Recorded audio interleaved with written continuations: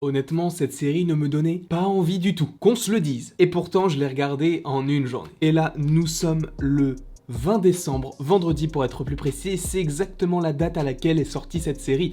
Donc je me suis tapé les 8 épisodes d'un coup. Ça fait pas trop mal parce qu'en fait cette série est pas si mal et on va en parler tout de suite. Évidemment, cette critique sera sans spoiler, donc je viens tout juste de finir le 8e épisode et le dernier de la saison 1 de The Witcher et je vais vous donner mon avis parce que il y a des choses à dire. Alors déjà, je n'étais pas forcément emballé à l'idée de regarder cette série et je me suis dit, bon, le premier épisode est cool, le deuxième est cool, le troisième est cool, ensuite c'est parti un petit peu en cacahuète, mais vu que j'avais enchaîné et que les 3 premiers épisodes m'avaient plu, je ne voyais pas pourquoi je n'en ferais pas une critique. D'ailleurs, en plus de cette vidéo aujourd'hui, il y en aura une aussi demain après-midi en rapport avec la saison 2 qui a d'ores et déjà été signée même avant d'avoir diffusé la saison 1. Cela prouve qu'ils ont foi en leur programme, et c'est tout à leur honneur parce que cette série est une belle réussite. J'étais surpris moi-même d'apprécier ce contenu, parce qu'en général, ce genre de série un petit peu à la Game of Thrones, c'est pas trop mon délire, même si j'aime bien découvrir de nouveaux univers. Et je dois avouer que cet univers a été une belle surprise, même s'il y a des choses qui sont à revoir. Mais je vais commencer avec une note positive quand même, parce qu'on m'a reproché sur la critique de Star Wars de ne pas trop dire de positif, même s'il n'y avait pas énormément de positif dessus, mais en tout cas là,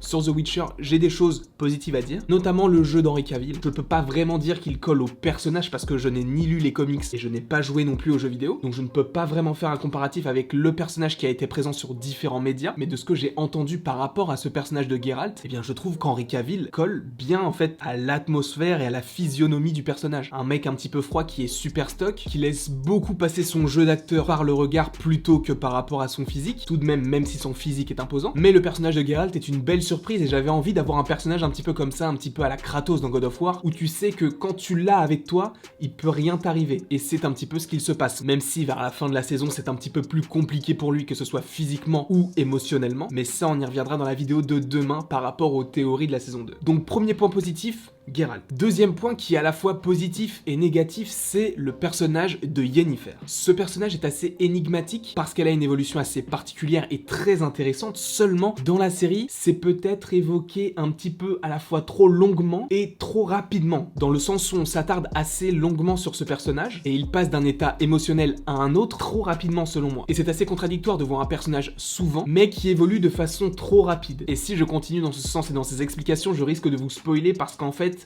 ça risque de vous spoiler. Niveau argument, là, on n'est pas top. Autre point positif par rapport à ce personnage, c'est qu'il est ultra puissant. Et ça, je suis content. Parce que j'aime bien que l'on mette des personnages féminins un petit peu plus en valeur. Et ce qui est bien, c'est que ce personnage est limite plus fort que Geralt. Enfin, de ce que l'on voit sur cette première saison des deux personnages. Et je vais passer sur un gros point négatif de cette série, c'est la timeline, la temporalité. Parce que la série contient 8 épisodes et tu comprends réellement la timeline de la série à partir du 6e ou du 7e épisode. Donc c'est vraiment tard pour une série qui ne comporte que 8 épisodes. C'est vraiment le gros défaut de cette saison. Parce qu'il y a des moments où tu te dis, ok, ça se passe maintenant, sauf qu'après, tu as d'autres éléments qui te disent ah bah non, ça se passe avant. C'est très fouillis, très compliqué. Le problème de cette timeline, c'est qu'elle n'est pas annoncée avec des cartons. Pour ceux qui ne savent pas, des cartons, ce sont de base des écrans noirs où il y a des petits écriteaux dessus où on peut annoncer par exemple 5 ans plus tard, comme ça a été le cas pour Avengers Endgame. Ça aurait pu être le cas, mais ça ne l'a pas été. C'est vraiment cette timeline que j'ai eu du mal à comprendre et qui m'a fait un petit peu sortir de la série à certains moments, surtout au moment creux de la série, c'est-à-dire entre l'épisode 4 et l'épisode 6. Donc la timeline a corrigé dès la saison 2, mon gars. Un des autres tout petits points qui est vraiment minuscule, c'est le générique. Je ne vais pas non plus vous spoiler sur le générique, mais le générique, on va dire, est différent pour chaque épisode, et le générique du dernier épisode est assez bien écrit, assez bien construit, et ça paraît logique en fait. Enfin bref, j'ai vraiment aimé ce genre de générique, un petit peu à la Game of Thrones, où le générique reprend ce qu'il va se passer dans l'épisode, en montrant par exemple les lieux où vont se passer les scènes du film. D'ailleurs, le rapport à Game of Thrones, j'y viendrai après aussi. Et l'autre point, mais totalement positif, là je suis totalement fan, c'est la photographie, l'image, les décors, la façon de filmer, c'est totalement magnifique. Que ce soit par rapport à des effets spéciaux qui sont tout de même bien réalisés pour une série, parce qu'en général les séries ont moins de budget que les films et du coup les effets spéciaux passent un petit peu au second plan. Pense notamment à la biche de The Walking Dead.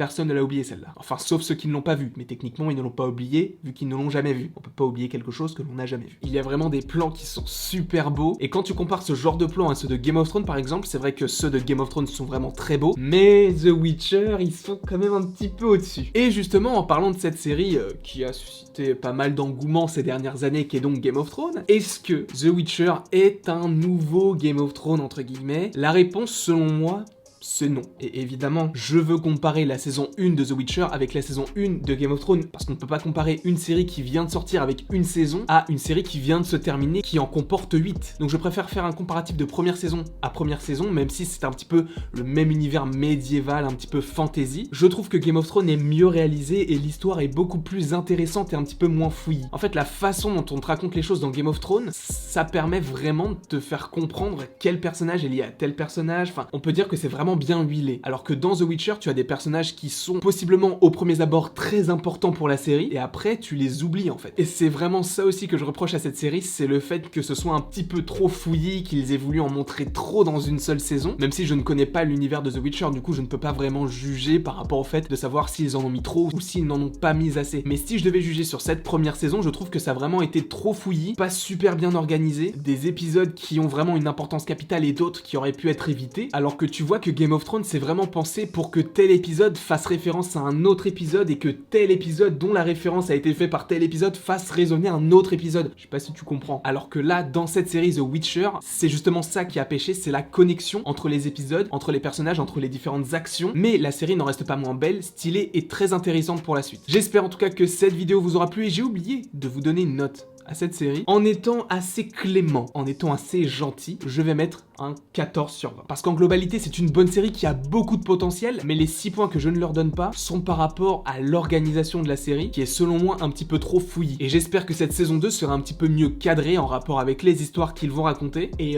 voilà quoi, ainsi va la vie. En tout cas, j'espère donc que vous avez aimé cette petite critique de The Witcher. N'hésitez pas à l'aimer, à la partager, à la commenter et à vous abonner, ça me ferait évidemment très plaisir. Et il ne me reste plus qu'à vous dire à la prochaine pour la prochaine.